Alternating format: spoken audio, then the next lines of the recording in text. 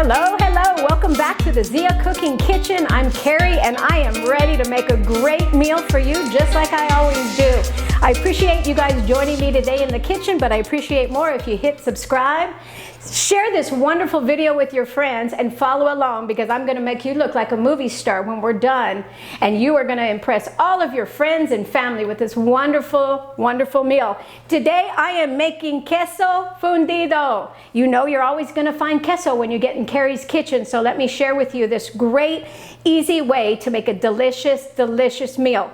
Now, of course, when you join me in the kitchen, you know I'm going to put my own spin on it, so it's really important that everybody knows when you're cooking in your kitchen, you use what you have, because that's really New Mexico cooking. Making do with what you find, cooking it with love, being excited. And I want to tell you, being in the kitchen is something that makes me feel really confident. It's an area I always just feel at home.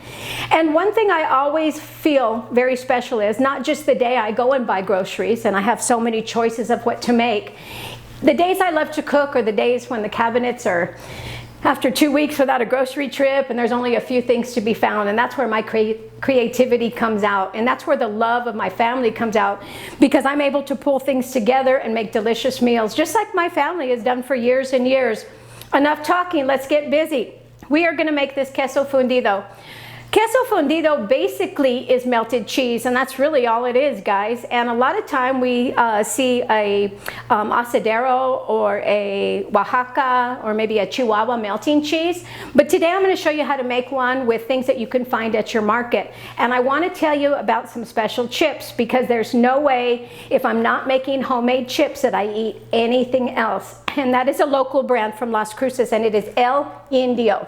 El Indio makes one of the best products around, and I'm not getting payment for it, and I'm not being asked to promote their product. I'm just promoting it because my heart says El Indio makes the best tortilla chips that you can find, and that's why I'm giving them a shout out today.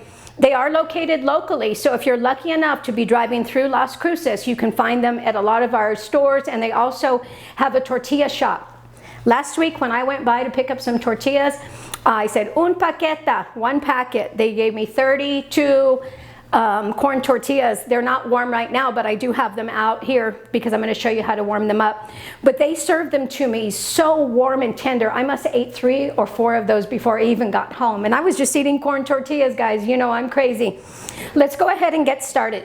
I'm using a cast iron skillet today, and this is an 8-inch skillet. I better get my measurements right. And so what I'm going to do is I'm going to recommend that you use 3 types of cheeses. You want a creamy cheese, something like I'm using right now, which is going to be a cream cheese. Why are you using an iron skillet? I'm using an iron skillet because I'm going to pop this in the oven, and I love the crispy texture that comes around, but you can also use any type of baking dish. One thing I will warn you though, this is not a microwave recipe. If you're going to make a microwave recipe, go for your traditional chili con queso, mix it up, get it nice and creamy, and get some good chips in on that. But this traditional style, it's going to have a long pull stretch. It's baked with chili. A lot of people put in chorizo. You'll find all sorts of different toppings that you can put on. But today, you know what I'm doing? My famous green chili, because I love green chili on everything, and cheese, and so this is just a perfect meal for me. So we're going to go back. We're going to use 3 types of cheeses. We're going to use a creamy or a soft cheese. And today I was lucky enough, as I was searching through my cheese bin in the refrigerator, I found a little chunk of sharp cheddar, I found some gouda, I found some mozzarella, and I found some muenster. So you know this is going to be an amazing blend of cheese. So now that we have our skillet, it's lightly oiled. When you're working with your cast iron, you want to make sure you never go in hard on this thing. You don't want to put any soap, you don't want to use any bristles or anything to scrub it.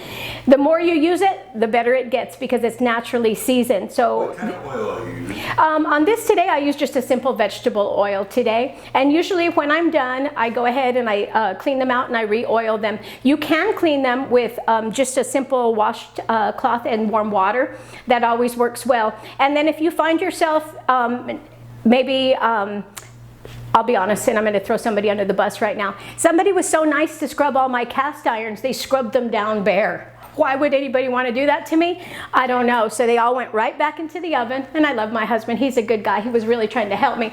But I put them right back in the oven, and I had to re-oil everything. They had to cure for at least an hour in a warm oven. Came out, I buffed them, I had to re-cure them again. So that is a tip from Kerry's Kitchen, how to take care of your cast iron.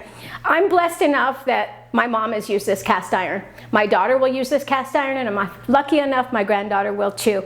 So these are tools that have been in my family for many, many years.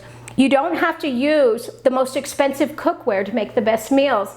There are some great brands that you can find at a lot of local stores around, and make sure that you find something made in America. That's all I'm going to say about the cast iron. These cast iron pans you can find at flea markets. You can, and you want to last forever. Yeah, and you want to make sure when you look at the bottom, and I can't tip it over, but you want to make sure that you see your markings, because sometimes when they're made in other countries, they may have a different kind of metallic finish, and you always want to make sure that you're using a true cast iron if you're going to use that.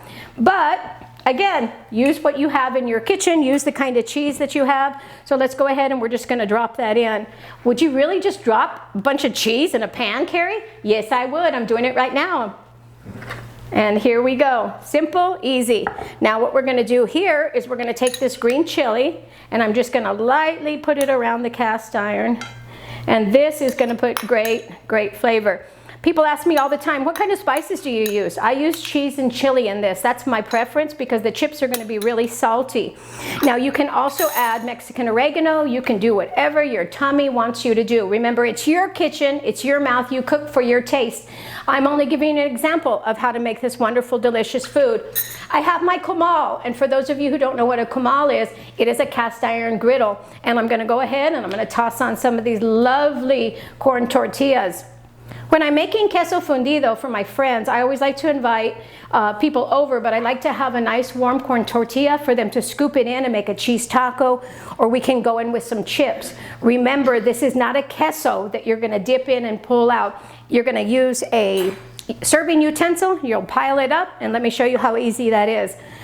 I recommend that you can cook this in your oven. You can slow cook it. You can put it on your grill, cover it with some foil, so if you're cooking out outside, pull that out for your friends. This is delicious to pour over vegetables, on top of steak, chicken, whatever you'd like to do. So I'm going to pop this in the oven, and we are going to go ahead and put this under a broiler. And I prefer to broil it because we get that nice crusty little cheese bit on top. So let's pop that in, and with the magic of my YouTube channel, I am going to create some wonderful magic and show you how delicious it is.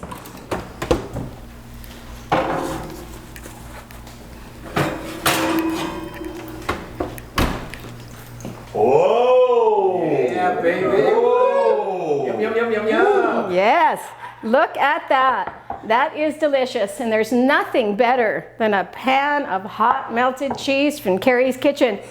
I'm really glad that you guys came today. Remember, you can top this with shredded chicken, you can use carnitas, you can put chorizo on it. I always suggest that you cook your meat before you put it on your cheese and put it into the oven. I'm going to go ahead and take a little bit of a turn on these. We can see them steaming. Be careful when you work in your kitchen. I like to run about 6-7 burners if I can, but it's okay to warm these up ahead of time if you'd like. Let's go ahead and see how lovely this looks. Oh yes.